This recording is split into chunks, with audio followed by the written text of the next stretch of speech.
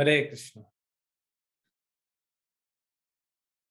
तो हमारा तीसरा दिन आज जन्माष्टमी कथा का। हमने पिछले 2 दिनों में देखा कि कृष्ण कथा क्यों सुननी चाहिए, उससे क्या लाभ होगा, भगवान के प्रति हमारा प्रेम जागृत होगा। और कौन कृष्ण कथा नहीं सुनता है, जो पशु घाती है या आत्मघाती है, वही कृष्ण कथा नहीं सुनेगा। कृष्ण कथा जहां होती है, 3 लोगों का फायदा होता है, बोलने वाले का, प्रश्न पूछने वाले का और सुनने वालों का। तो इसलिए कृष्ण से संबंधित प्रश्न पूछना ही सही प्रश्न है। बाकी सब तो प्रश्न संसार में चल ही रहे। बाजार में लोग पूछ रहे हैं क्या भाव है, जमीन का भाव क्या है, आलू का भाव क्या है, शेयर का भाव क्या है, तो चल ही रहा है। हम किसी से मिलते हैं, कैसे हैं, वो बोल देता है अच्छा हूँ, अच्छा नहीं है फिर भी बोलना पड़ता है अच्छा हूँ।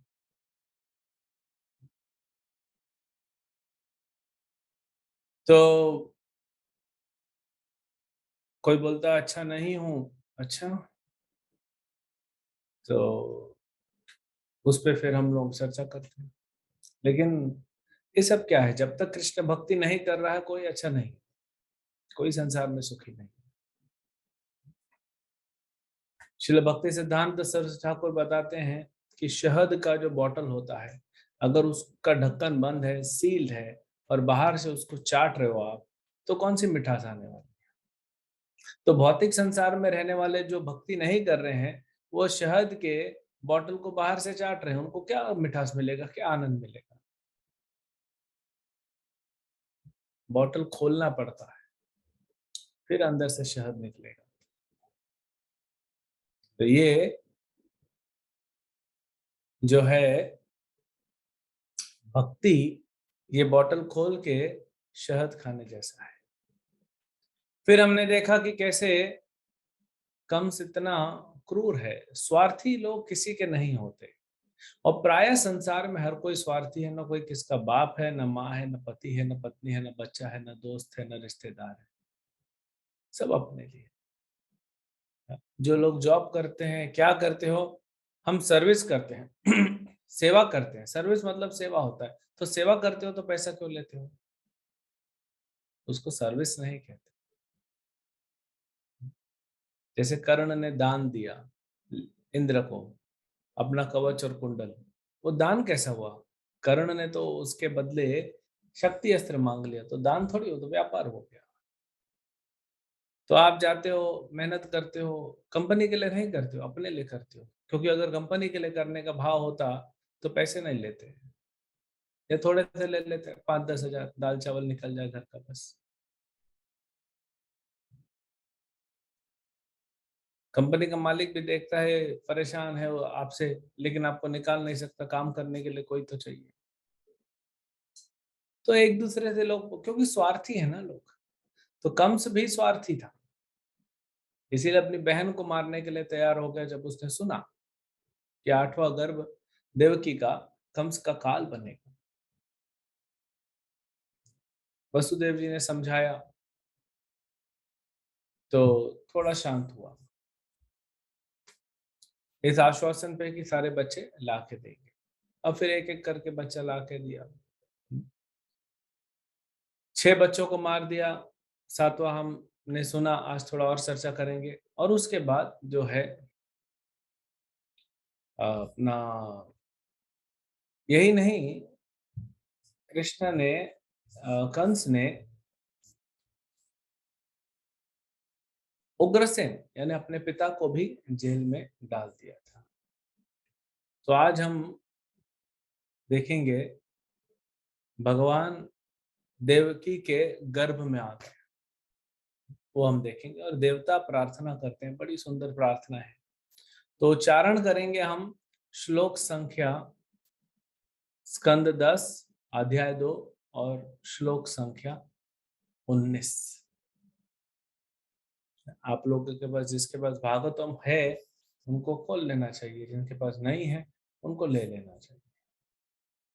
प्रभुपाद जी कहते हैं कि जो भी सज्जन व्यक्ति है ना, जो परिवार सज्जन है, मतलब घर परिवार अच्छा है, अच्छा चरित्र वाला है, उनके घर में श्रीमद् भागवतम और श्री चैतन्य चरितामृत होना चाहिए। और आचार्यों की वाणी ही वेद वाणी होती है, तो श्रीमद् भागवतम सबके घरों में होना चाहिए। सा देवकी सर्व जगन निवासा, निवास भूता नितराम नरेजे, भोजेन्द्र गेहे अग्नि शिखे वरुद्धा, सरस्वती ज्ञान खले यथा सती। अनुवाद।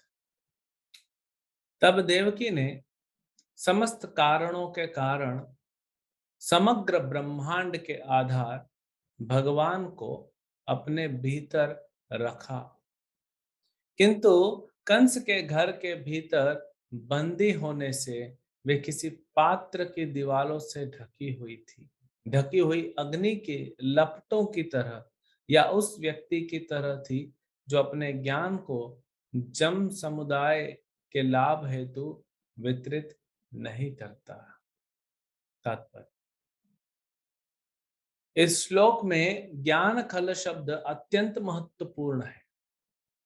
ज्ञान तो वितरण के लिए होता है, यद्यपि पहले से ही पर्याप्त ज्ञान है, किंतु जब भी वैज्ञानिकों या दार्शनिकों को कोई नया ज्ञान सूझता है तो वे उसे विश्व भर में वितरित कर देना चाहते हैं, अन्यथा वह ज्ञान क्रमशः सूख जाता है और उससे कोई भी व्यक्ति लाभ नहीं उठा पाता।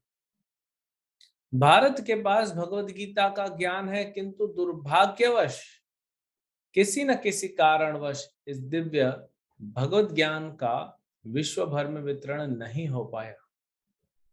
यद्यपि यह सारे मानव समाज के निमित्त है, इसलिए कृष्ण स्वयं श्री चैतन्य महाप्रभु के रूप में प्रकट हुए और उन्होंने सारे भारतीयों को आदेश दिया कि वे भगवत गीता के ज्ञान का सारे विश्व में वितरण करने का भार अपने हाथ में ले लें। यारे देखो तारे कहो कृष्णा उपदेश, हमारा आज्ञा हो या गुरु ये, हमारा आज्ञा गुरु है या तार यही देश। भगवत गीता तथा श्रीमद् भागवतम में दिए ज्ञान भगवान श्री कृष्ण के आदेशों का पालन करने के लिए हर एक को उपदेश दो। इस तरह आध्यात्मिक गुरु बनकर इस देश के हर व्यक्ति को मुक्त करने का प्रयास करो। तो ये भगवान चैतन्य महाप्रभु का उपदेश उनके लिए है जो भारतीय हैं। आप में से जो भारतीय नहीं है, आप टेंशन मत लीजिए, ये आपके लिए नहीं है, आप आराम से कंबल ओढ़ के सो जाइए। जो भारत में जन्मे हैं उनके लिए भगवान ने आदेश दिया है कि जाओ और प्रचार करो। यद्यपि भारत के पास भगवत गीता का दिव्य ज्ञान है, किंतु भारतीयों ने इसे वितरित करने का अपना कर्तव्य नहीं निभाया है। इसलिए अब इस ज्ञान को यथारूप के बिना किसी यथारूप में बिना किसी विकार के वितरित करने के लिए कृष्ण भावनामृत आंदोलन की स्थापना की गई है। यद्यपि इससे पूर्व भी भगवत गीता के ज्ञान का वितरण करने के प्रयास हुए हैं, किंतु इन प्रयासों में विकृति तथा संसारी ज्ञान में समझौता किया जाता रहा। लेकिन अब कृष्ण भावना अमृत आंदोलन भगवत गीता यथारूप का वितरण कर रहा है और लोग इस ज्ञान का लाभ उठाकर कृष्ण भावना अमृत की ओर जग रहे हैं और भक्त बन रहे हैं। इस तरह ज्ञान के समुचित वितरण के शुभारंभ से न केवल सारा विश्व लाभान्वित होता है, अपितु मानव समाज में भारत की कीर्ति बढ़ेगी। कंस ने कृष्ण भावनामृत को अपने घर के भीतर भोजेंद्र गृह बंदी बनाने का प्रयास किया, जिसका परिणाम यह हुआ कि वह अपने सारे ऐश्वर्य समेत नष्ट हो गया। इस तरह दुराग्रही भारतीय नेताओं द्वारा भगवत गीता के असली ज्ञान का गला घोटा जा रहा था और परिणाम स्वरूप भारतीय संस्कृति तथा भगवत ज्ञान नष्ट हो रहा था। किंतु अब कृष्ण भावना अमृत के प्रसार के साथ ही भगवत गीता का सही उपयोग होने लगा है। हरे कृष्णा। तो यहाँ पे दूसरा अध्याय हम आज प्रारंभ कर रहे हैं। कल हमने थोड़ा सा बताया था। तो सुखदेव गोस्वामी आगे बताते हैं। देखिए, पहले तो कंस ने वसुदेव और देवकी को अपने घर जाने दिया। वसुदेव जी पहला पुत्र लेके आए, कंस ने उसको छोड़ दिया। फिर नारद मुनि आते हैं। तो नारद मुनि आते हैं और कंस का बुद्धि फिरा देते हैं। भगवान जल्दी प्रकट हो इस कारण से। तो कंस जो है वो बच्चों को मारना प्रारंभ करता है। देवकी के 6 पुत्रों को कंस ने मार दिया। आज हम प्रायः जब भक्ति करते हैं तो कई बार हमारे जीवन में कुछ पर्सनल प्रॉब्लम आती है, तो हमारे चैंटिंग पे प्रभाव पड़ता है, हमारा भक्ति थोड़ा डगमगा जाता है, हम भक्ति में निष्ठ नहीं है।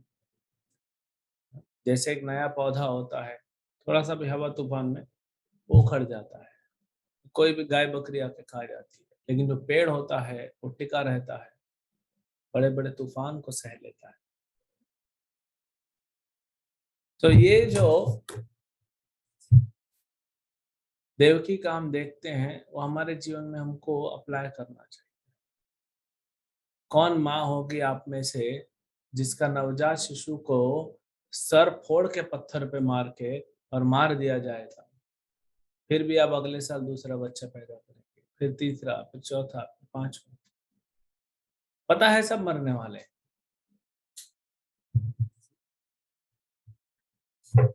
तो ये तो निर्धारित था। तो देखिए, जब हम भक्ति करते हैं ना तो हमारी परीक्षा होती है और भगवान डिमांड करते हैं कि मैं देखूं तो सही ये मेरे से आसक्त है कि अभी भी संसार में लगा हुआ है। तो छोटी छोटी परीक्षा, पहले यूनिट टेस्ट होती है, फिर क्वार्टरली होता है, फिर सेमेस्टर एग्जाम होता है, फिर फाइनल एग्जाम होता है। ऐसा भगवान परीक्षा धीरे धीरे स्टैंडर्ड बढ़ता जाता है। नहीं तो आप पास नहीं होगे तो आगे नहीं बढ़ोगे ना। और भगवान उतना ही परीक्षा देते हैं जितना आप पास कर लो। लेकिन हृदय दौर्बल्यता के चलते हमारा हृदय कमजोर है, इसीलिए हम जनरली फेल हो जाते हैं। तो फिर क्या करें? करते रहिए। भक्तों का संग, साधु संग बहुत जरूरी है। साधु संग में रहें और भक्ति करते रहें, हो जाएगा, निकल जाएंगे इस स्टेज पे। लेकिन कम से कम थ्योरेटिकली इतना कन्विंस होना चाहिए कि हमारे जीवन में पर्सनल प्रॉब्लम आए तो भी हमारी भक्ति को कुछ ना हो, ये भाव होना चाहिए। और फिर यादव जो थे, यदुकुल जो था वो 18 कुल मिला के था। उसमें कुरु, पंचाल, ये जो दूसरे थे, तो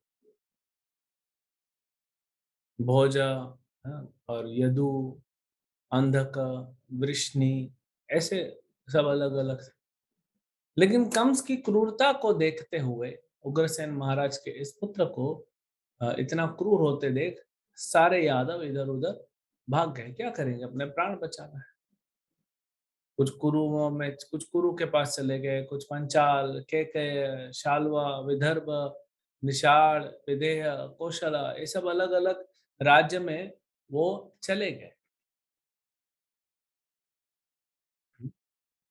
कुछ लोग तो फिर कंस के साथ हो गए।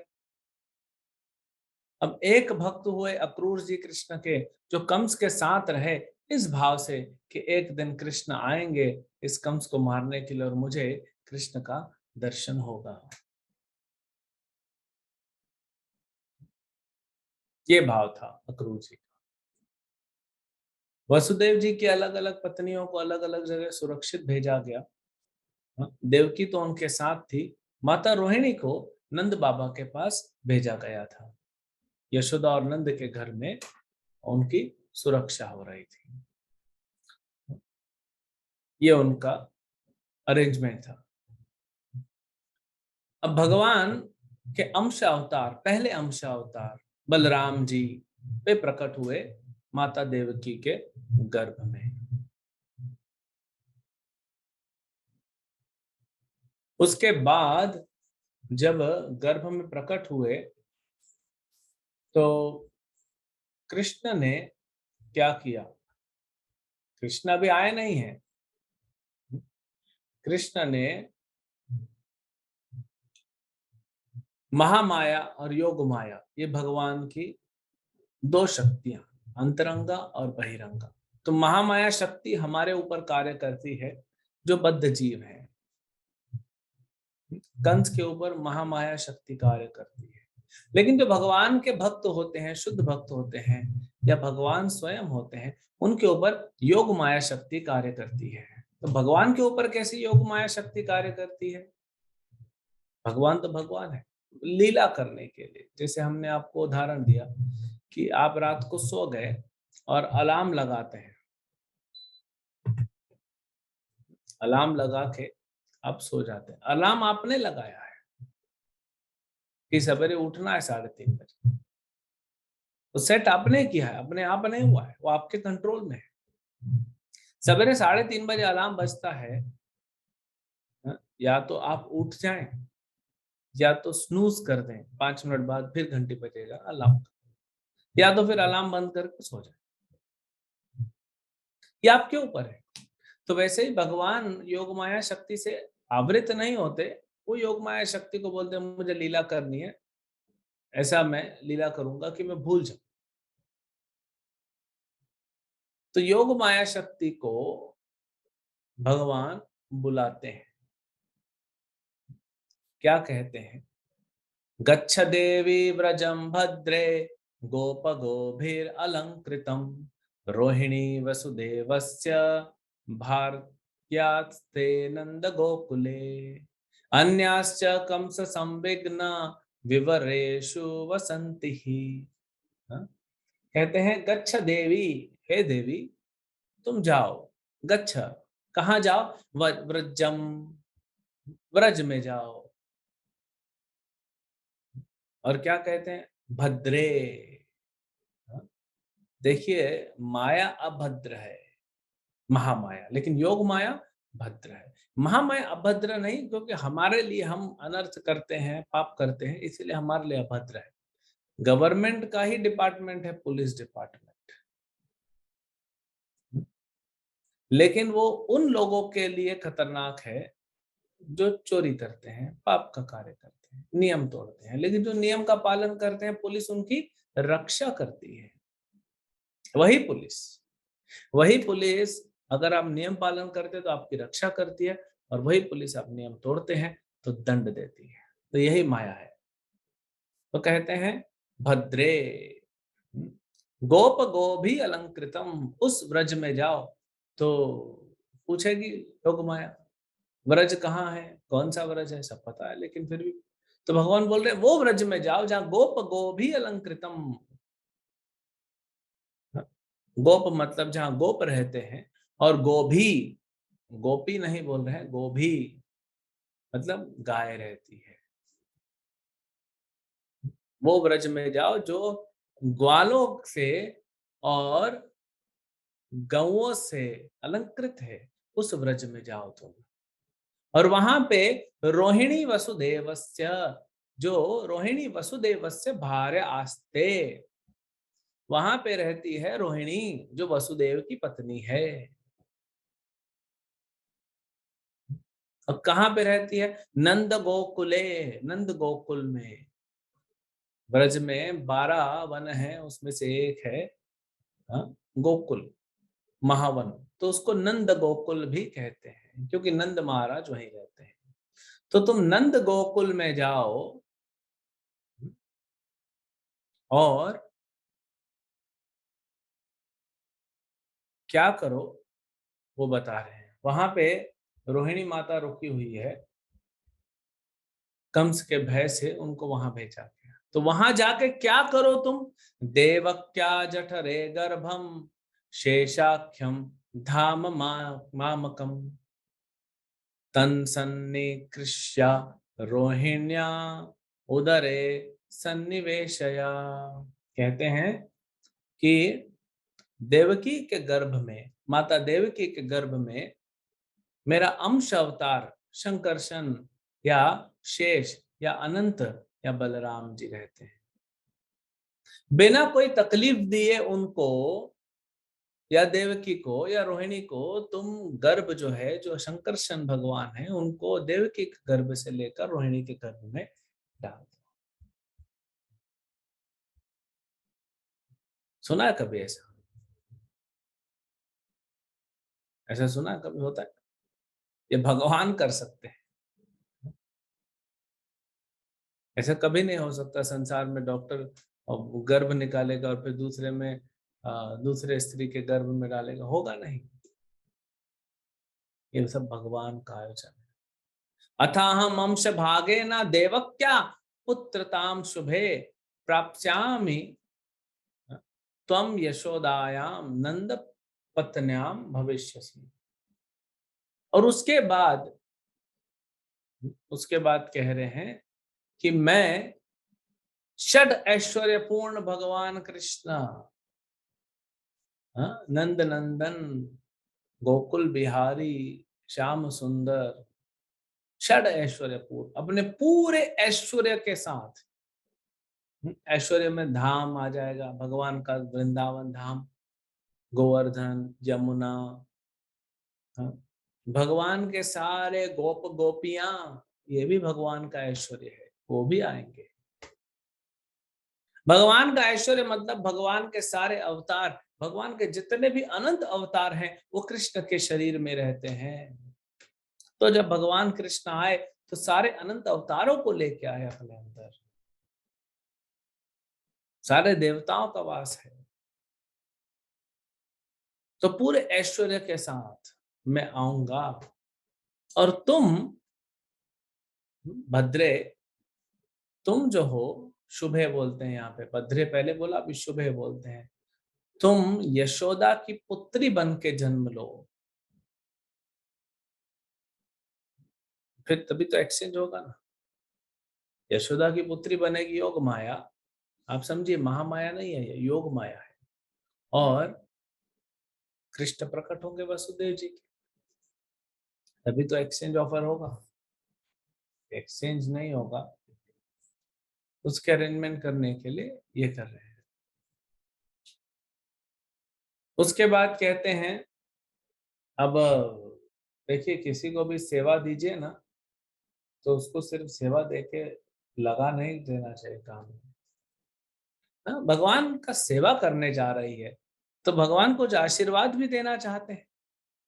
बोलते हैं अर्चिष्यन्ति मनुष्यास्त्वाम सर्व काम वरेश्वरीम धूपोपहार बलिब्धि सर्व काम वर प्रदाम। बहन है ना भगवान की, यही तो सुभद्रा बनती है। तो भगवान की बहन है तो बोल रहे हैं कि बहना, हाँ, तुम जाओ सेवा करो। तो योग माया बोले कि प्रभु आपको छोड़ के क्या करो? बोले नहीं नहीं, तुम जाओ, लोगों का उद्धार भी करो। और जो मनुष्य है तुम्हारा बहुत पूजा पाठ करेंगे। हाँ, कैसे करेंगे, क्या क्या करेंगे? अरिष्यन्ति, पूजा करेंगे मनुष्य, सर्व काम वर ईश्वरम, क्योंकि तुम उनकी इच्छाओं को पूरा करोगे। कैसी इच्छाओं को? भौतिक इच्छाओं को पूरा करोगे, इसलिए वो तुम्हारी पूजा करेंगे। कैसे तुम्हारी पूजा करेंगे? धूप, धूप दिखा के, उपहार, तुमको उपहार देंगे, बलि भी, और बलि चढ़ाएंगे, और तुम उनका इच्छा पूरा करोगी। तो देखिए लोग जाते हैं माता के पास, हाँ? दुर्गा, पार्वती, जो भी मंदिर में जाते हैं, चंडी मंदिर में, कहते हैं शक्ति संचालन कर रही है। नहीं, अरे शक्ति अकेले कुछ नहीं कर सकती, शक्ति किसी की होती है। शक्ति स्त्रीलिंग है, तो पुल्लिंग जो है, जो शक्तिमान है, वो शक्ति को धारण करते हैं। एक स्त्री गर्भवती नहीं हो सकती पुरुष के बिना, तो वैसे ही भगवान की शक्ति भगवान के बिना कार्य नहीं करती। तो शक्ति संसार को नहीं चला रही है, शक्तिमान चला रहे हैं। अपनी शक्ति के द्वारा आपको शक्ति दिख रही है। जैसे हवाई जहाज एक उड़ के जा रहा है, आपको लगेगा वो हवाई जहाज अपने आप उड़ रहा है, नहीं, उसके अंदर पायलट बैठा है। हवाई जहाज को कौन उड़ाता है? प्रभु जी हवाई जहाज को पेट्रोल उड़ाता है। नहीं, पेट्रोल नहीं उड़ाता, पेट्रोल तो शक्ति है, पेट्रोल डाल के रख दो कुछ नहीं होगा। तो इंजन उड़ाती है, नहीं, इंजन भी शक्ति है, इंजन नहीं ले जा सकती। तो उसके इलेक्ट्रॉनिक सर्किट्स वो उड़ाते हैं, नहीं, वो भी नहीं उड़ाते। तो कौन उड़ाता है? पायलट उड़ाता है, ये सब शक्तियों का प्रयोग करते हुए। तो भगवान, हाँ, शक्तियों को सेवा में लगाते हैं। और जो भी, इसीलिए भगवान गीता में कहते हैं, यहाँ पे देखिए, माता को आशीर्वाद कौन दे रहा है? कृष्ण दे रहे हैं आशीर्वाद, कि तुम्हारा पूजा होगा, बलि चढ़ाई जाएगी तुम्हारे पास, और तुम सबके मनोकामनाओं को पूरा करना हिसाब किताब देख कर। ऐसा नहीं कि आप अभी पहुंच जाओगे और आप बोलोगे कि मेरे को देश का प्रधानमंत्री बना दीजिए कल। ऐसे तो नहीं होगा, हिसाब किताब देखना पड़ेगा कर्मों का। लेकिन यहाँ पे बात ये महत्वपूर्ण है कि उनको कौन दे रहा है शक्ति? कृष्ण दे रहे हैं। गीता में भी कृष्ण बोलते हैं अविधि पूर्वकम। आप देवताओं के पास जाके मांगते हो, देवता आपकी पर्ची मेरे पास भेजते हैं, जब मैं सैंक्शन करता हूँ तभी देवता आपको दे सकते हैं, नहीं तो दे सकते। ये कंपनी का मालिक है, उसका बहुत बड़ा गोडाउन है। मान लीजिए मालिक बंबई में रहता है और नासिक में उसका बहुत बड़ा गोडाउन है, उसका सारा स्टॉक वहीं पे, फैक्ट्री वहीं पे, गोडाउन वहां पे, और पूरा सामान वहां रखा हुआ है। अब कलकत्ता से एक व्यापारी फोन करता है कि कंपनी के मालिक को बंबई में, कि हमको जो है 5 ट्रक सामान भिजवा दीजिए। तो ये फोन कहाँ करेगा? ये बंबई में करेगा, नासिक में डायरेक्ट जाके नहीं उठा सकता। मान लीजिए नासिक में आ गया कि हमको 5 ट्रक आपका ये सामान चाहिए, तो नासिक में जो ऑफिसर बैठा होगा उस गोडाउन में, जो वेयर हाउस ऑफिसर होगा, वो फोन करेगा अपने मालिक को कि ये 5 ट्रक सामान मांग रहा है, इनसे पेमेंट लेके मैं दे दूं इनको। तो मालिक बोलेगा ठीक है दे दो, तब वो आपको देगा। तो मालिक तो फिर भी मालिक है, तो कृष्ण वो मालिक है। और कहते हैं कि अलग अलग नामों से तुम्हारा प्रचार होगा। नामधेयानि कुर्वन्ति स्थानानि च नरा भुवि, दुर्गेति भद्रकालयति भद्रकालीति विजया वैष्णवीति च, कुमुदा चंडिका कृष्णा माधवी कन्यकेति च, माया नारायणी शानी शारदेति अंबिकेति च। क्या क्या नाम बता रहे हैं, तुम पूजी जाओगी, अलग अलग नाम होंगे तुम्हारे। अब नाम भी दे, स्थान भी दे दिए, सेवा भी दे दिए, इनाम भी दे दिए, अब नाम दे रहे हैं। हाँ? दुर्गा, भद्रकाली, विजया, वैष्णवी, कुमुदा, चंडिका, कृष्णा। कृष्ण भगवान है, कृष्णा माया है, माधवी, हाँ, कन्यका, माया नारायणी, ईशानी शारदा, और अंबिका, है ना। अलग अलग जगह पे आप देखते हैं कि, और ये सब कौन है? ये दुर्गा, ये योग माया, ये सब कौन है? ये आदि शक्ति के ये अंश है। आदि शक्ति कौन है? आदि शक्ति दुर्गा नहीं है, आदि शक्ति है श्रीमती राधा रानी। आदि पुरुष कृष्ण, और उनके साथ आदि शक्ति श्रीमती राधा रानी। तो ये जितनी भी देवियां हैं मंदिर, ये सब कृष्ण के, राधा रानी के ही अंश है। आप हरे कृष्ण महामंत्र कर रहे हो तो डायरेक्ट राधा कृष्ण का पूजा करते हो, क्यों अंशों के पास जाते हो? डायरेक्ट मालिक के पास, जरूरत ही नहीं कुछ और करने की। हरे मतलब हरा, भगवान की शक्ति। आप डायरेक्ट आप राधा कृष्ण का पूजा कीजिए, उनका नाम जप कीजिए। क्या इधर उधर जाना। जो शक्ति का, जो दुर्गा का पूजा करते हैं उनको शाक्ता बोलते हैं, शाक्ता। जो शिव का पूजा करते हैं वो शैवाइट होते हैं। जो भगवान विष्णु का करते हैं वो वैष्णव होते हैं। और थोड़ा स्पेसिफिक जो कृष्ण का करते हैं वो कार्ष्णा कहलाते हैं। और स्पेसिफिक हो गया, विष्णु जनरल हो गया और कृष्ण का हो गया। और जो राधा कृष्ण का करते हैं वे गौड़ीय कहलाते हैं। हमारी परंपरा क्या है? ब्रह्म मध्व गौड़ीय परंपरा। तो ये अलग अलग नाम दिए, वल्लभाचार्य जी ने सब बताया है। हाँ, वाराणसी में दुर्गा रहती है, देवी जो मंदिर है वाराणसी में वो दुर्गा है। अवंती मतलब उज्जैन में भद्रकाली है। उड़ीसा में विजया है। हाँ, कोल्हापुर में वैष्णवी या महालक्ष्मी के नाम से रहती है। और यही महालक्ष्मी और अंबिका बंबई में भी रहती हैं।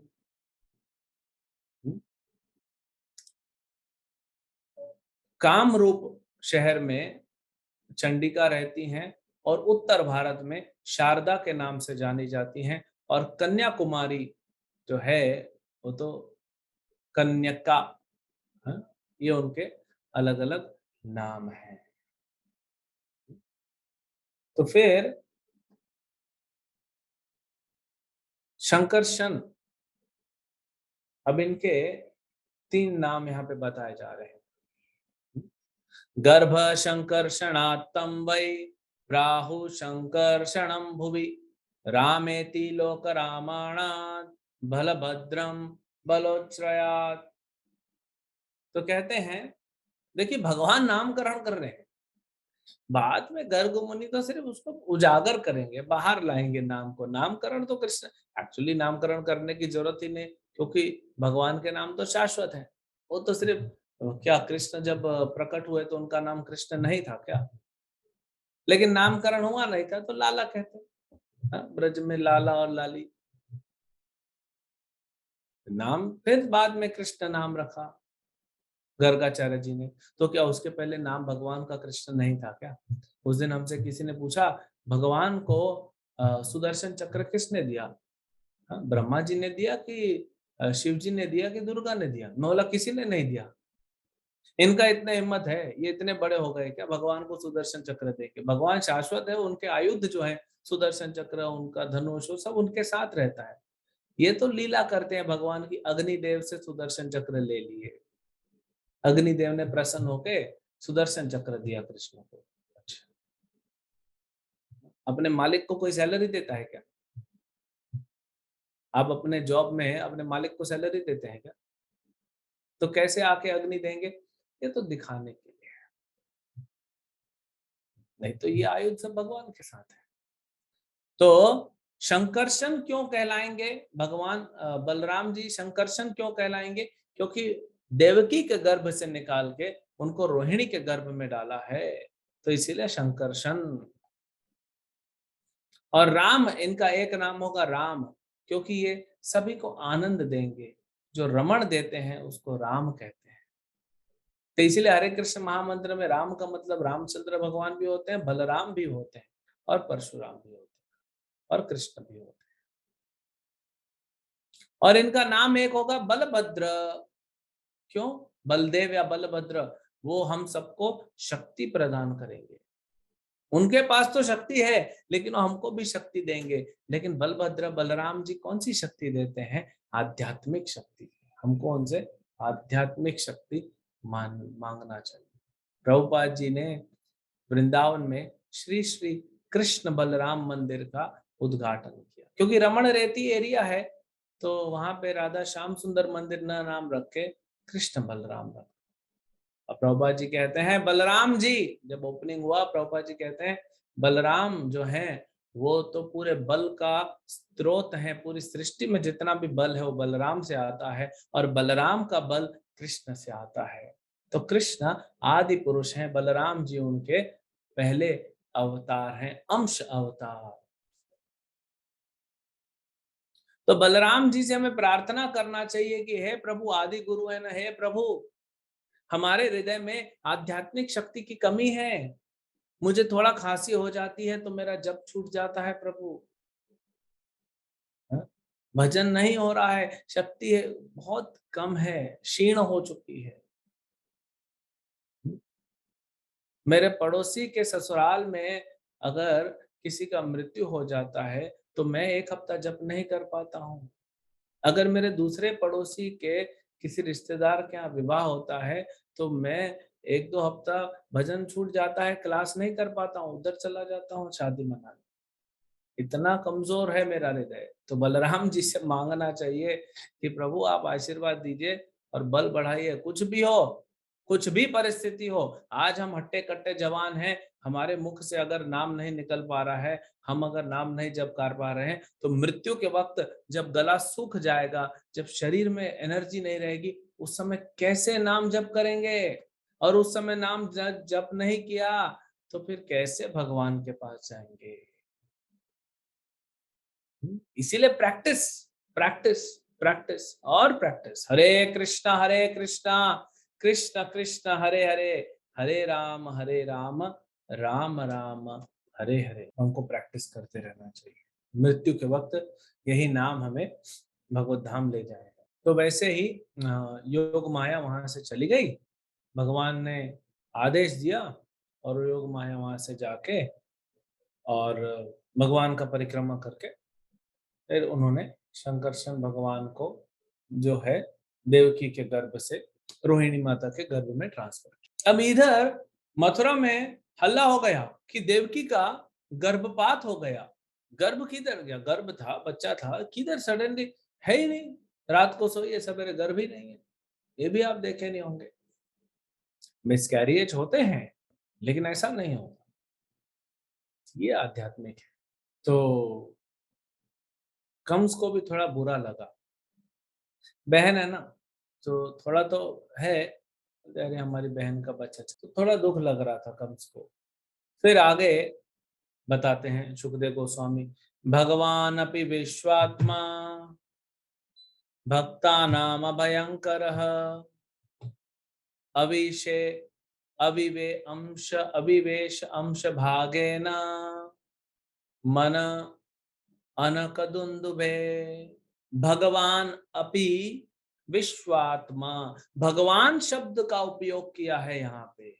देखिए दशम स्कंद में भगवान शब्द का उपयोग करेंगे सुखदेव गोस्वामी यहाँ पे, लेकिन आगे चलते धीरे धीरे जब वसुदेव, क्योंकि अभी भगवान आ रहे हैं ना, लेकिन बाद में जब वसुदेव प्रार्थना करेंगे तो भी भगवान शब्द का उपयोग करेंगे सुखदेव गोस्वामी। लेकिन जब वसुदेव जी अपना पुत्र मान के उसको लेके जाएंगे भगवान को, तो आत्मज, वृंदावन की लीलाओं में कृष्ण का नाम भगवान नहीं उपयोग किया, कहीं कहीं पे हरि उपयोग किया है, क्योंकि वो चित्त को हर लेते हैं। लेकिन सब जगह ये आत्मज शब्द यूज किया है, क्योंकि नंद बाबा अपने पुत्र मानते हैं, यशोदा अपना पुत्र मानती है, उनके लिए कृष्ण भगवान नहीं है। आप आज भी अगर यशोदा माता के पास जाएं, आप हजारों अलग अलग तरीके से समझाएं, भागवतम दिखाएं, भगवत गीता दिखाएं, कृष्ण का फोटो दिखाएं, देखो भैया तुम्हारा लाला भगवान है, वो नहीं मानेगी। आप कितना प्रयास कर लो नहीं माने। नंद बाबा को बोला ब्रजवासियों ने, बोले महाराज आपका बेटा अद्भुत तो है, हाँ? लेकिन इतना अद्भुत कहीं स्वयं भगवान तो नहीं है, नारायण तो नहीं है ये। तो नंद बाबा ने कहा, हाँ, ये नारायण होगा भी, पहले तो मानते नहीं, बोले चलो आप लोग बोल भी रहे हो, मान लिया नारायण है, लेकिन हम नारायण के बाप हैं। अगर नारायण है तो मैं तो उसका बाप हूं ना। गलती करेगा तो मैं सुधारूंगा, अपना धर्म है वो तो पिता का। बिल्ली को देखता है तो रोने लग जाता है, मेरी गोद में चढ़ जाता है, और तुम इसको नारायण कहते हो। तो कृष्ण ऐसी अद्भुत लीला करते थे, बड़े बड़े असुरों को मार देंगे और फिर ऐसा दिखाएंगे कि मैं भूखा हूं, यशोदा माता दूध नहीं पिलाएगी तो मैं तो मर जाऊंगा भूख से। भगवान चैतन्य महाप्रभु की लीलाएं भी ऐसे ही है। तो भगवान शब्द हो रहा है, क्योंकि भगवान ने कहा ना, मैं षड ऐश्वर्यों के साथ, पूर्ण ऐश्वर्यों के साथ आऊंगा। भगवान अपनी विश्व आत्मा, ये शब्द यूज हो रहा है, विश्व आत्मा। देखिए ये शरीर है, ये शरीर मृत शरीर है, ये जीवित नहीं है, ये तो शरीर मरा हुआ है, ये तो डेड बॉडी है ना। लेकिन ये शरीर संचालित कैसे हो रहा है, ये बढ़ कैसे रहा है, ये एक्टिविटी कैसे कर रहा है? क्योंकि इसके अंदर आत्मा है। आत्मा निकल जाएगी, शरीर सड़ने लगेगा। आत्मा छोड़ के चले जाएगा, घर वाले बोलेंगे जल्दी जल्दी करो, शरीर बदबू मार रहा है, सड़ने लगेगा, इसको जल्दी अग्निदाह कर दो। देह संस्कार। तो जैसे हमारा शरीर चल रहा है क्योंकि आत्मा है, वैसे ही आत्मा भी चल रही है क्योंकि परमात्मा है। तो आत्मा की जो आत्मा है, वही परमात्मा, उसी को विश्व आत्मा कहते हैं। ये पूरा सृष्टि, पूरा विश्व चल रहा है क्योंकि भगवान उसमें है। हमने आपको बताया था भागवत में कि कारणों दक्षाय विष्णु के दिव्य शरीर से, भगवान से अनंत अनंत ब्रह्मांड प्रकट होते हैं, लेकिन वो ब्रह्मांड कुछ नहीं कर सकते। फिर भगवान गर्भोदक्षय विष्णु बन के उन सब ब्रह्मांडों में जाते हैं, फिर पूरा स्ट्रक्चर बनाते हैं, ब्रह्मा जी को बनाते हैं, लेकिन फिर भी कुछ नहीं हो सकता। फिर वही भगवान गर्भोदक्षय विष्णु और अवतरित होते हैं शिरोदक्षय विष्णु के, और सभी जीवों के हृदय में जाके वास करते हैं। तब जाके वो सृष्टि आगे बढ़ती है। तो इसलिए विश्व आत्मा। फिर कहते हैं भक्तानाम भयंकर। भगवान का जितने भी नाम हैं उसमें भक्त वत्सलता, अपने भक्तों से बड़ा प्रेम करते हैं। तो भक्तानाम भयंकर, भक्तों को अभय प्रदान करते हैं। भक्तों को क्या करते हैं? अभय प्रदान करते हैं। तो भगवान विश्व आत्मा जो भक्तों को अभय प्रदान करते हैं, जो सभी आत्माओं की आत्मा है, भगवान षड ऐश्वर्य पूर्ण, वे आविवेश, वे कहाँ आए? देवकी के गर्भ में आए। लेकिन कैसे आए? इस श्लोक में बताया गया, आविवेश अंश भागे न। देखिए, अंश भागे न, तो आविवेश मतलब भगवान आए, अंश भागे न, अकेले नहीं आए, सारी सृष्टि भगवान के अंदर है, अपने सब ऐश्वर्यों के साथ। इसीलिए भगवान के अन्य अवतारों में और कृष्ण में फर्क है। आज ही हमसे कोई पूछ रहा था कि प्रभु जी, हरे कृष्ण महामंत्र में तो कृष्ण और राम का नाम है, विष्णु का तो नाम ही नहीं है, विष्णु के ही तो अवतार हैं। तो हमने उनको समझाया, आप तो जानते हैं, हाँ, आपको पहले बताया है कि विष्णु के अवतार कृष्ण नहीं है, कृष्ण के अवतार विष्णु है। ब्रह्म विमोहन लीला में एक कृष्ण से अनंत विष्णु प्रकट होते हैं। कहीं पे भी ऐसी लीला देखिए, एक विष्णु से कृष्ण प्रकट हो रहे हो? एक भी नहीं। तो षड ऐश्वर्य पूर्ण भगवान आ रहे हैं। ये षड ऐश्वर्य जो है, 6 ऐश्वर्य पूर्ण रूप से सिर्फ कृष्ण में है और किसी में नहीं। अब ये कहाँ आते हैं? देवकी के गर्भ में डायरेक्ट नहीं आते। मनः अनक दुंदुभे, अनक दुंदुभि, वसुदेव जी का एक नाम है अनक दुंदुभि। क्यों? क्योंकि जब वसुदेव का जन्म हुआ था तो देवताओं ने नगाड़ा बजाया था, दुंदुभियां बजाई थी। भगवान का बाप प्रकट हो रहा है, हाँ? क्यों देवता लोग नगाड़ा नहीं बजाएंगे? खुश नहीं करेंगे क्या वसुदेव जी को? वसुदेव जी को खुश करेंगे तभी ना कृष्ण खुश होंगे। भगवान के भक्तों को खुश करोगे तभी तो भगवान प्रसन्न होते हैं। आपको क्या करना है अपने जीवन में पता है? सिर्फ प्रभुपाद जी को प्रसन्न कर देना है बस। और कैसे होगा? साधु लोग जल्दी प्रसन्न हो जाते हैं। भगवान के भक्त जो होते हैं ना, बड़े आसानी से प्रसन्न हो जाते हैं। बस उनका कहना मानना है, क्योंकि वो हमारे भले के लिए कह रहे हैं और कुछ नहीं करना है। तो भगवान के भक्तों को प्रसन्न करो तो भगवान प्रसन्न होते हैं। तो सारे देवताओं ने दुंदुभियां बजाना चालू की, इसलिए वसुदेव जी का एक नाम पड़ गया, आनक दुंदुभी। तो आनक दुंदुभी यानी वसुदेव जी के मन में आ गए कृष्ण। शरीर में नहीं आया है। ये मत सोचिए कि वसुदेव जी और देवकी का संग हुआ, जैसे हम इस भौतिक संसार में देखते हैं स्त्री पुरुष का संग होता है, फिर वसुदेव जी के वीर्य से भगवान आया। ये सब हम जैसे बद्ध जीवों के लिए। भगवान ऐसे नहीं आते। भगवान वसुदेव जी के मन में आके बस गए। और जैसे ही वसुदेव जी के मन में आ गए, हाँ, स बिभ्रत पौरुषम धाम भ्राजमानो यथा रविः दुरासदो अति दुर्धार्सो भूतानां संभुवः। अब वसुदेव जी के बारे में बता रहे हैं, क्योंकि कृष्ण को धारण किया है वसुदेव ने अपने हृदय में। हम लोग कृष्ण को धारण करना तो छोड़िए, अगर कृष्ण का सिर्फ थोड़ा सा, कृष्ण का प्रतिबिंब या कृष्ण का थोड़ा सा अंश भी अगर हम धारण कर लें तो शुद्ध हो जाएंगे, पूरी रूप शुद्ध भक्त हो जाएंगे। थोड़ी ज्यादा भक्ति मिल पाएगी तो संभाल नहीं पाएंगे हम लोग। अब यहाँ तो षड ऐश्वर्यपूर्ण भगवान कृष्ण स्वयं आके बैठ गए हैं वसुदेव जी के हृदय में, तो सोचिए क्या होगा वसुदेव का। हम्म? कैसे वो आनंद में रहेंगे, आनंद और कुछ होगा ही नहीं, कुछ समझ में नहीं आएगा कि इतना आनंद कहाँ से अनुभव हो रहा है। ये हम सिर्फ सुन सकते हैं, पढ़ सकते हैं, लेकिन अभी समझ नहीं सकते हैं।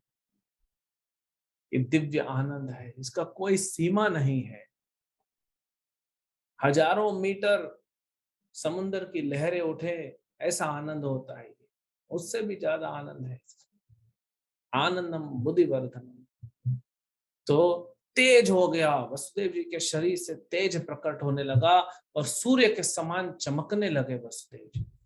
इसीलिए भगवान का जैसे जैसे हम भक्ति करते हैं, हमारे शरीर में एक चमक आने लगती है, आनंद आने लगता है।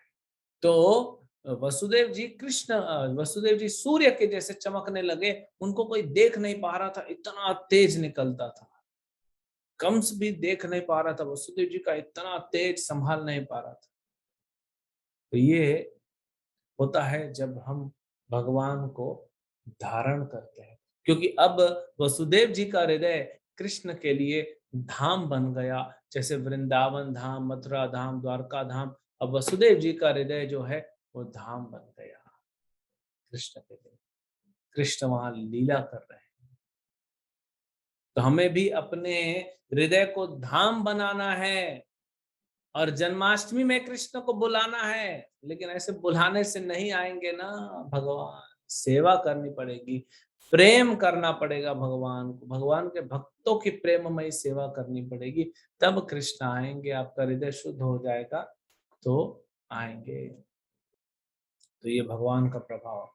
उसके बाद हाँ, उसके बाद क्या कहते हैं, ततो जगन्मंगलमच्युतांशं समाहितं शूरसुतेन देवी दधार सर्वात्मकम् आत्मभूतं काष्ठा यथानंद करम मनत्सह मनस्तः। भगवान वसुदेव जी के मन में क्यों प्रकट होते हैं, इसके लिए अलग अलग आचार्यों ने कारण बताए। भगवान बोलते हैं, सोचते हैं कि आगे चल के गीता में मेरे को मन के बारे में बोलना है, तो पहले समझ तो लूं मन होता क्या है। तो इसीलिए वसुदेव जी के मन में ये आचार्यों का भाव है। फिर बोलते हैं, अरे संसार में हर कोई परेशान है, मेरा मन नहीं लगता, पढ़ाई में मन नहीं लगता, खेल कूद में मन नहीं लगता, भक्ति में मन नहीं लगता, इधर मन नहीं लगता, ये है क्या चीज मन जो लगता नहीं है, जाके देखता हूं मैं। तो भगवान आ जाते हैं। ऐसे अन्य कारण, अलग अलग कारण बताए। फिर कहते हैं अब वसुदेव जी के मन से देवकी के मन में जाएंगे भगवान। कैसे जाएंगे? पूरे षड्ऐश्वर्य पूर्ण वही भगवान, हाँ, अब वसुदेव के मन से देवकी के मन में जाते हैं। इसको क्या कहते हैं पता है? इस प्रोसेस को, जब पति के मन से पत्नी के मन में या गुरु के मन से शिष्य के मन में जब कृष्ण जाते हैं, तो इसको दीक्षा कहते हैं। क्या कहते हैं? दीक्षा। जैसे हम दीक्षा लेते हैं ना गुरु से, दीक्षा का मतलब होता है गुरु के हृदय से कृष्ण आपके हृदय में आते हैं। इसका मतलब नहीं कि गुरु के हृदय खाली हो गया, नहीं, कृष्ण वहां पे भी हैं और आपके पास भी आते हैं। जैसे जैसे हम साधना करेंगे दीक्षा के बाद, गुरु के आदेश का पालन करेंगे, तो कृष्ण अपने आप को प्रकट करके हमको आनंद ऐश्वर्य प्रदान करेंगे, आनंद का ऐश्वर्य। यह है दीक्षा। तो गुरु से दीक्षा का मतलब होता है गुरु हमें कृष्ण दे रहे हैं। कृष्ण से तोमार कृष्ण दीते पार, তোমার शक्ति आछे। कृष्ण से तुम्हारा, भक्तिविनोद ठाकुर बोलते हैं गुरुदेव कृष्ण तो आपके हैं, कृष्ण दीते पारो, और आप ही कृष्ण दे सकते हो, ये शक्ति आपके पास है। भगवान के शुद्ध भक्त तो कृष्ण को जाके चौराहे पे बेच दे, भगवान कुछ नहीं बोलेंगे। भगवान के भक्त जिसको देना चाहेंगे, गुरु बोलेगा भगवान को कि प्रभु आप इनके हृदय में चले जाइए, भगवान चले जाएंगे। ये तो शुद्ध भक्तों के वश में है ना, भक्त के वश में है भगवान। इसलिए हमको क्या करना चाहिए? क्या बोल रहे हैं भक्तिविनोद ठाकुर? कृष्ण से तुम्हारा कृष्ण दीते पार, तुम्हारा शक्ति आछे। আমি তো कंगाल कृष्णा कृष्णा बोली, धाई तब पाछे पाछे। मैं तो कंगाल हूँ हे गुरुदेव, आमी तो कंगाल, मैं पूरा कंगाल हूँ क्योंकि कृष्ण नहीं है ना मेरे हृदय में। बाकी सारा संसार, सारा ऐश्वर्य क्या काम का, कृष्ण नहीं है तो कुछ नहीं है। आमी तो कंगाल, कृष्ण कृष्ण बोली, मैं कृष्ण कृष्ण बोलते हुए धाई तब पाछे पाछे, आपके पीछे पीछे भाग रहा हूँ। दीक्षा का मतलब है गुरु के पीछे भागना और रोना। हाँ, ये है असली दीक्षा। दीक्षा तो बहुत लोग लेते हैं, लेकिन जो उस भाव से लेगा, हाँ, गुरु के चरणों में समर्पित होगा, गुरु से भीख मांगेगा कि गुरुदेव आप मुझे कृष्ण दीजिए, कृष्ण आपके हृदय में, आप मुझे कृष्ण दीजिए। जब वो भीख मांगेगा तब गुरु दया करेंगे, देखेंगे सिंसियर है, सब कृष्ण देंगे। दीक्षा तो सबको मिलती है, मौका सबको मिलता है, लेकिन कृष्ण किनको मिलेंगे? जो तैयार होगा। जैसे बीज जो है, बीज आप ऐसे फेंक दीजिए मार्बल पे, कुछ नहीं होगा, पत्थर पे कुछ नहीं होगा, रेत पे कुछ नहीं होगा, पानी में कुछ नहीं होगा, लेकिन वही बीज जब काली मिट्टी में जाएंगे तो कैसे खिलखिला के पौधे निकल आएंगे। तो कृष्ण भक्ति का बीज देते हैं गुरु। अब हमारा हृदय तैयार होगा तभी ना वो बीज पौधा बनेगा, नहीं तो अटक जाएगा, खत्म हो जाएगा। मार्बल या पत्थर के ऊपर थोड़े ना बीज उगेगा। तो फिर देवकी को दीक्षा दिए, वसुदेव के मन से देवकी के मन में कृष्ण गए। हाँ, कोई यहाँ पे शारीरिक संबंध नहीं हुआ, भगवान वसुदेव जी के हृदय से देवकी के हृदय में गए। और देवकी का क्या हुआ?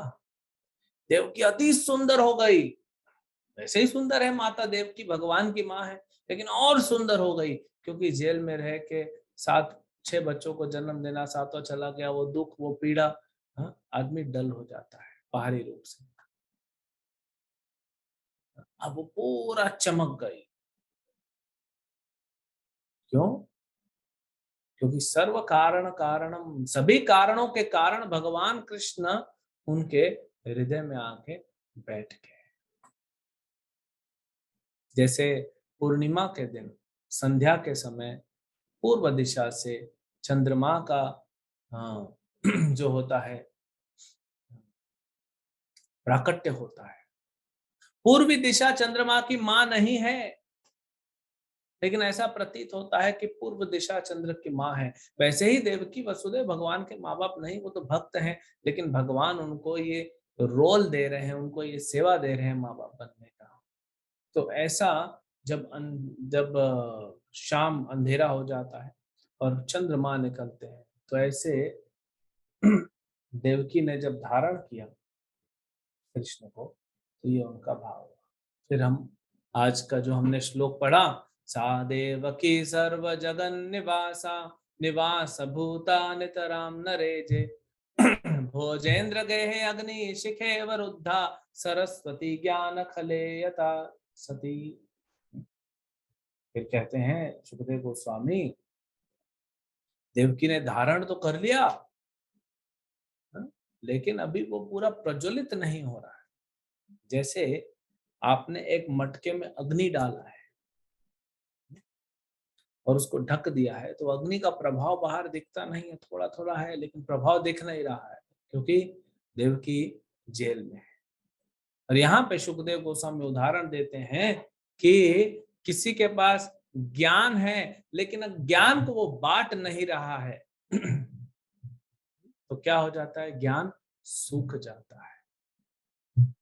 और प्रभुपाद जी पूरा तात्पर्य इसी पे है कि ज्ञान खलह, ज्ञान जो है वो बांटने के लिए बना है।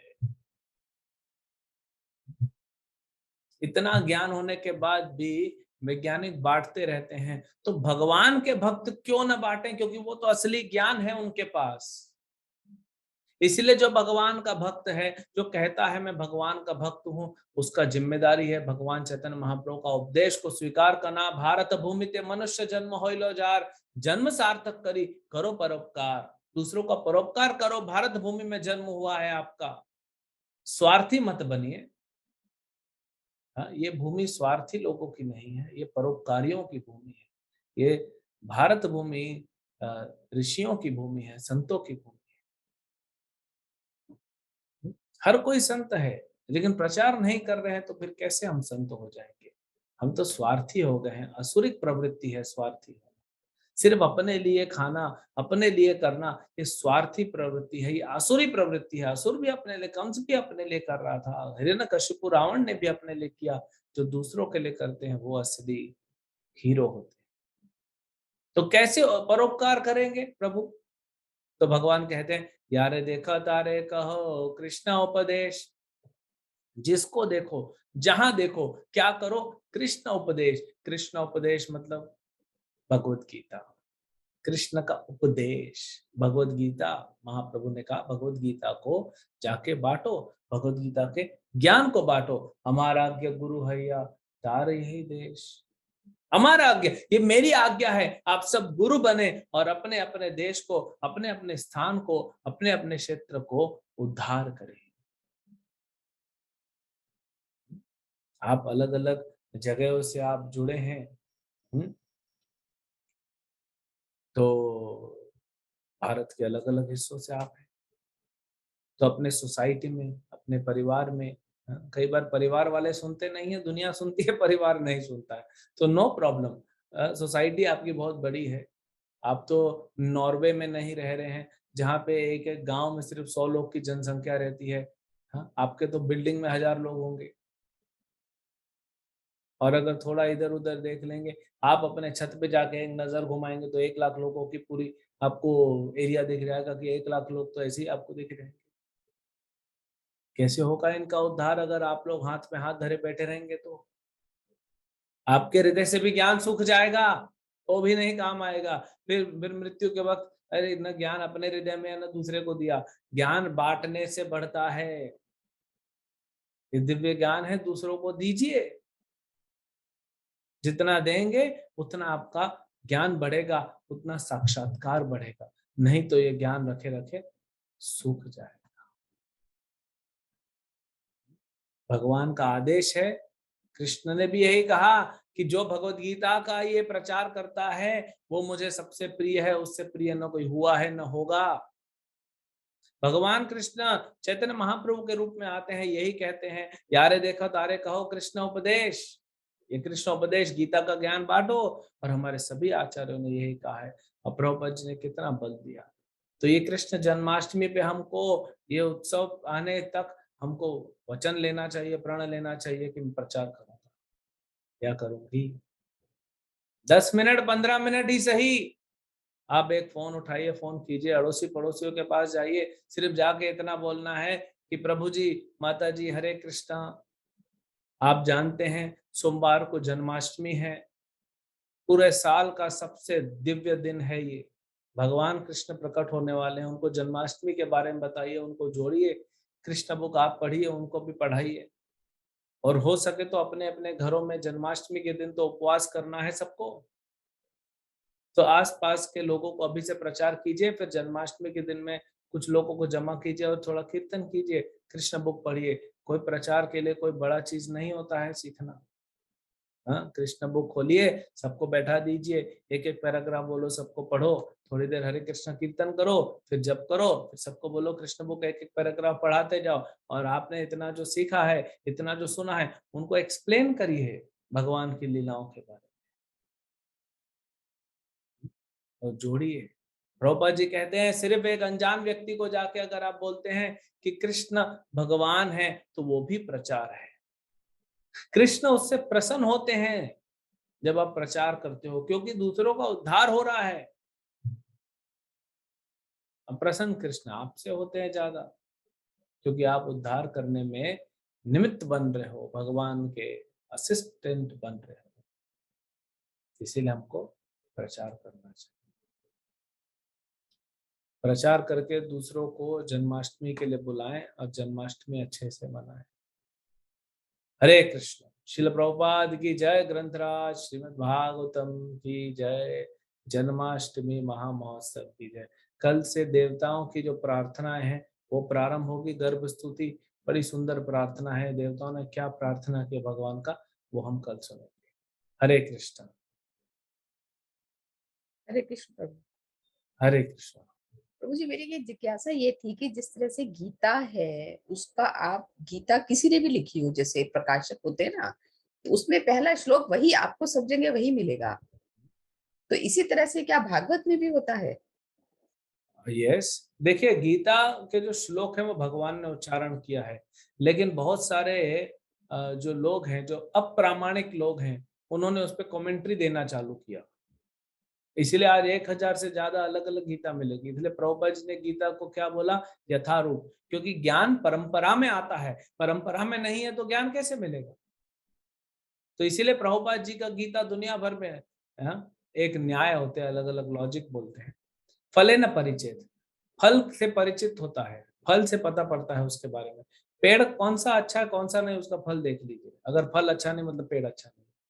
तो प्रभुपाद जी के गीता ने दुनिया में धमाल कर दिया है, ऐसा प्रचार किया है, लोग पढ़ के उनका हृदय परिवर्तन हो रहा है। क्यों? क्योंकि प्रभुपाद जी ने जो कमेंट्री लिखी है, जो टीकाएं लिखी हैं, वो ओरिजिनल है, यथारूप है। वो परंपरा में लिखा है उन्होंने, अपने मन से कुछ नहीं लिखा है। तो वैसे ही श्रीमद् भागवत भी है। श्लोक तो सुखदेव गोस्वामी और व्यासदेव के हैं, व्यासदेव ने लिखे हैं, तो भागवत तो हर जगह मिल जाएगा। लेकिन उसका जो समझाना है, उसका जो टीका है, वो भाव, आचार्यों के भाव को परंपरा ही बता सकता है और कोई नहीं बता सकता। सुखदेव गोस्वामी का क्या भाव है, व्यासदेव जी का क्या भाव है लिखते हुए, कृष्ण का क्या भाव है अर्जुन के प्रति जब वो कह रहे हैं, ये तो परंपरा से ज्ञान आता है, उसके बिना नहीं आता।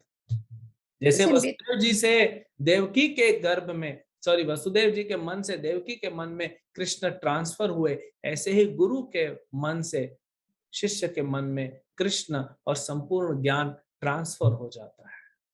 नहीं तो अगर प्रामाणिक गुरु से हम संबंधित नहीं हैं, उनसे ज्ञान नहीं आ रहा है, तो क्या होगा? वेस्ट।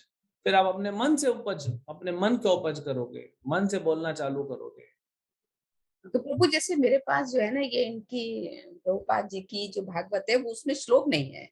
पूरा ये तो कृष्ण बुक है आपके पास जो है। ये कृष्ण बुक कहलाती है। हाँ, उसमें लिखा है ना श्री कृष्णा। हाँ, लिखा। ये प्रभुपाद जी का तबीयत खराब हो गया था 1975 में, बहुत 2-3 बार प्रभुपाद जी का तबीयत खराब हुआ, 1966 में, फिर 67 में। तो 75 में जब तबीयत खराब हुआ तब प्रभुपाद जी 7th कैंटो, 7वां स्कंद ट्रांसलेट कर रहे थे। तो प्रभुपाद ने कहा मैं 10th स्कंद शायद न दे पाऊं, शायद हो सकता है मैं तब तक जीवित नहीं रहूंगा, लेकिन अगर 10th स्कंद संसार को नहीं मिला है, भगवान कृष्ण की लीलाएं नहीं मिला, हमने पहले दिन बताया था कि 9 स्कंद जो हैं वो 10th स्कंद को उजागर करने के लिए है। तो अगर दशम स्कंद नहीं मिलेगा तो कैसे संसार समझ पाएगा? तो प्रभुपाद जी ने कहा शायद मैं पूरा भागवतम नहीं दे पाऊंगा, शायद न रह पाऊं, तो इसीलिए उन्होंने दशम स्कंद भागवतम को लेके और उसको एक इस बुक में किया, जिसमें श्लोक नहीं एक फ्लो में हाँ उन्होंने जी। कम से कम आपको कृष्ण की पूरी लीलाएं प्रभुपाद जैसे महान आचार्य के मुख से आपको मिल जाए। अच्छा, ये 10वां स्कंद है मतलब सिर्फ? पूरा दशम स्कंद श्रीमद् भागवतम का है, अच्छा, प्रभुपाद ने श्लोक नहीं लिखे और श्लोक नहीं लिखे हैं। एक स्टोरी फॉर्म में लिखा और उसमें हाँ, सिद्धांत बता दिया। वही जैसे आप बताते ना तो काफ़ी मैं इससे जैसे आपने सेम ही है, बताया तो काफ़ी कुछ वही उससे समझ में भी आ रहा काफी था कुछ आसानी नहीं से। वही है। वही है, हाँ वो जी। फिर बीच-बीच में मैं श्लोक बोल रहा हूँ जो हाँ भागवत जी। प्रभुपाद ने श्लोक नहीं लिखे उसमें प्रभु। और ये भागवतम भी जो दशम स्कंद है ये भी प्रभुपाद का लिखा हुआ ही पढ़ रहा हूँ मैं, देखिए सब प्रभुपाद का ही अच्छा, है ना। हरे चलिए, कृष्णा, श्रील हरे कृष्ण। प्रभुपाद की जय।